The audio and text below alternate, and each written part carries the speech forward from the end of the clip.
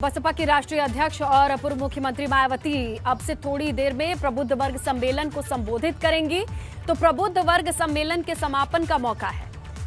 2019 लोकसभा चुनाव के बाद पहली बार ऐसा होगा कि मायावती सार्वजनिक कार्यक्रम के मंच पर मौजूद रहेंगी। मायावती मिशन 2022 का एजेंडा कार्यकर्ताओं को बताएंगी। बसपा ने प्रबुद्ध वर्ग सम्मेलन की शुरुआत 23 जुलाई को राष्ट्रीय महासचिव सतीश चंद्र मिश्र की अगुवानी में अयोध्या से की थी। लखनऊ के मॉल एवेन्यू स्थित पार्टी कार्यालय में अब इस सम्मेलन का समापन हो रहा है। अब तक 74 जिलों में सम्मेलन हो चुके हैं। 75वां सम्मेलन आज लखनऊ में है। समापन सम्मेलन में 75 जिलों के सम्मेलनों के ब्राह्मण कोऑर्डिनेटर को भी बुलाया गया है। पार्टी कार्यालय के बाहर और अंदर एलईडी टीवी लगाई गई है ताकि मायावती का संदेश कार्यकर्ताओं तक पहुंच सके। तो 2019 के बाद मंच पर नजर आएंगी बसपा सुप्रीमो मायावती।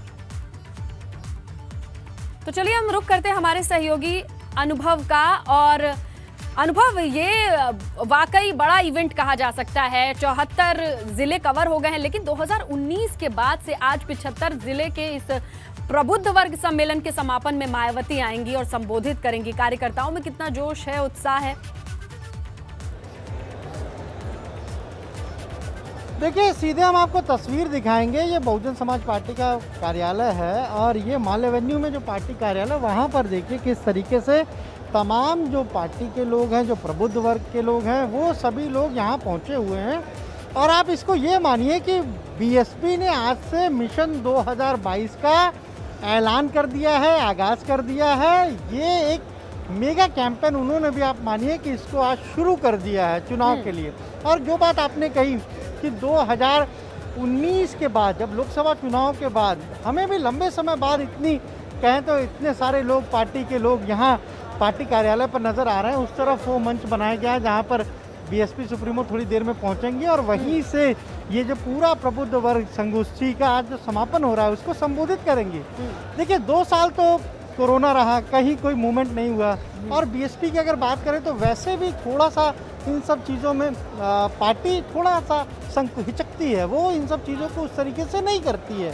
पर आज का ये जो कार्यक्रम है, यहाँ पर सभी ज़िलों से आप देखिए तमाम सारे पूरी कुर्सियाँ लगाई गई हैं। अलग अलग ज़िलों से यहाँ पर लोग बुलाए गए हैं और अब तक जितने भी ज़िले में जो ये प्रबुद्ध संगोष्ठियाँ हुई हैं, उसके बाद ये समापन यहाँ हो रहा है। समापन तो हो रहा है, लेकिन आगाज़ हो रहा है मिशन 2022 का। किस तरीके से बसपा 2022 में चुनाव में जाएगी। 2007 में जब सरकार बनी तो सोशल इंजीनियरिंग का जो फॉर्मूला था, जो भाईचारा कमेटियां थी, जो प्रबुद्ध वर्ग साथ आया, उससे बसपा सत्ता में आई, फुल मेजोरिटी में आई। अनुभव, जरा लोगों से बात कीजिएगा, कहाँ से आए हैं, कौन से वर्ग से जुड़े लोग आए हैं? बिल्कुल बिल्कुल, तमाम सारे लोग मौजूद हैं, बात करेंगे उनसे, जानेंगे कौन कहाँ से आया है, इस बार उन्हें क्या लग रहा है। कहाँ से आए आप? मिर्जापुर से। अच्छा, क्या नाम पूरा लिखते हैं? शशि भूषण एडवोकेट। अच्छा, शशि भूषण जी, ये बताइए, ये प्रबुद्ध वर्ग संगोष्ठी जो आज समापन हो रहा है, इसका फायदा मिलेगा पार्टी को? ब्राह्मण समाज हमेशा से जो है कि पार्टी से जुड़ा हुआ है और जैसे हम लोग जो है कि मेन संगठन के हैं, सब लोग जो है कि जुटे हुए हैं और ब्राह्मण समाज 99% ब्राह्मण समाज के लोग आए हैं। आप कहाँ से आए भाई साहब? आप कहाँ से आए? मास्क किया है। कहाँ से आए? हम आए हैं लखनऊ से आए हैं। अच्छा, लखनऊ से। लेकिन मास्क आप तब लगा रहे हैं जब हम पूछ रहे हैं तब। क्या लग रहा है, प्रबुद्ध वर्ग इस बार भी साथ आएगा बसपा के? कौन? प्रबुद्ध वर्ग साथ आएगा? प्रबुद्ध वर्ग खुल के साथ आएंगे, ऐसा नहीं खुल के साथ आएंगे। प्रबुद्ध वर्ग के साथ जो हुआ है, जो ये 5 साल के सरकारों में जो अत्याचार हुआ है, उसको देखते हुए प्रबुद्ध वर्ग पूरा खुल के आ रहे हैं बहन जी को, और बहन जी के शासन काल को देखते हुए प्रबुद्ध वर्ग पूरा खुल के आ रहे हैं। बीजेपी तो कह रही कि प्रबुद्ध वर्ग हमारे साथ था, 2014 में भी था, 17 में भी था, 19 में भी था, आगे भी रहेगा। कहने के लिए तो सब कहेंगे कि हमारे हैं, मैं ये तो रिजल्ट ही बताएंगे कि प्रबुद्ध वर्ग किनके साथ जा रहे हैं। देखिए, कार्यकर्ता तो उत्साहित नजर आ रहे हैं और उन्हें लग रहा है कि इसका असर 22 के चुनाव में पड़ेगा। लेकिन चाहे बीजेपी हो, चाहे कांग्रेस हो, समाजवादी पार्टी हो, सभी कहीं ना कहीं ये बात जरूर कह रही हैं कि अभी तक 17 के बाद 4.5 साल बीत गए, आपको प्रबुद्ध वर्ग की याद नहीं आई। कुछ और भी लोग आए हैं। आप कहाँ से आए हैं? लखनऊ से हैं। क्या नाम लिखते हैं आप? हमारा नाम दया शंकर है। दया शंकर जी, ये जो इतना बड़ा सम्मेलन आप लोगों ने संगोष्ठियाँ की आज समापन हो रहा है, इसका फायदा मिलेगा? प्रबुद्ध वर्ग वोट देगा आपको? हम सबको जोड़ चलेंगे, जरूर फायदा मिलेगा। इस बार बहन जी कुंवारी मायावती जी फिर मुख्यमंत्री बनेंगे। देखिए, कार्यकर्ता तो आए हैं यहाँ पर जुटे, और जो बात हम कह रहे हैं, हमें तो लगभग 3 वर्षों बाद इस तरह की जो भीड़ है पार्टी कार्यालय में वो नजर आ रही है, क्योंकि लोकसभा के चुनाव के दौरान भी ठीक है, इस तरह के कार्यक्रम यहाँ नहीं हुए। एक और ज्यादातर यहाँ पर कवायद देखने को मिल रही है आजकल कि बसपा ने जब शुरू किया था तो इसका नाम दिया था ब्राह्मण सम्मेलन, लेकिन हाईकोर्ट की वजह से इसे प्रबुद्ध नाम दिया गया। लेकिन अब भाजपा भी अपना प्रबुद्ध वर्ग सम्मेलन दे रही है, लेकिन उनका कहना है कि हमारे प्रबुद्ध वर्ग का मतलब बुद्धिजीवी और बड़े बड़े पेशों से जुड़े लोग हैं।